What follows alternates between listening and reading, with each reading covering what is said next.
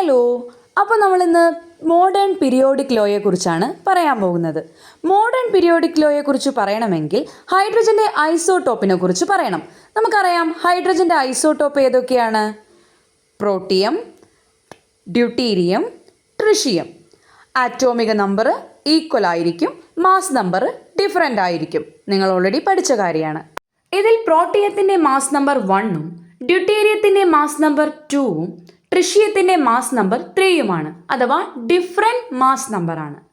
ഇങ്ങനെ different mass number ആവുമ്പോൾ Mendeleev പറഞ്ഞിരുന്നു ആറ്റോമിക മാസിൻ്റെ ബേസിലാണ് പീരിയോഡിക് ടേബിൾ ഉണ്ടാക്കിയിരിക്കുന്നതെന്ന്. അല്ലേ, Mendeleev classified the elements on the basis of atomic mass. ഇങ്ങനെയാണെങ്കിൽ ഇത് ഒരേ ഹൈഡ്രജന് തന്നെ 3 ഡിഫറെൻറ്റ് മാസ് വരുമ്പോൾ 3 ഹൈഡ്രജന് നമ്മൾ സെപ്പറേറ്റ് പ്ലേസ് കൊടുക്കണം. എന്നാൽ മെൻഡലീഫിന് ഹൈഡ്രജന് 3 സെപ്പറേറ്റ് പ്ലേസ് കൊടുക്കാൻ സാധിച്ചിട്ടില്ല. അപ്പോൾ മാസ് നമ്പർ ബേസാണ് എന്ന് പറഞ്ഞ മെൻഡലീഫിൻ്റെ ഈ വാദം അവിടെ അവസാനിക്കുകയാണ്. ഇതിനെല്ലാം പരിഹാരമായിട്ട് ഈ ലിമിറ്റേഷനെ മറികടക്കാൻ വേണ്ടി നമ്മുടെ ആര് വന്നു? ഹെൻറി മോസ്ലി വന്നു.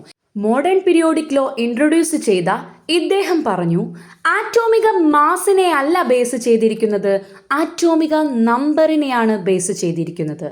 Modern periodic law, the chemical and physical properties of elements are the periodic function of their atomic number.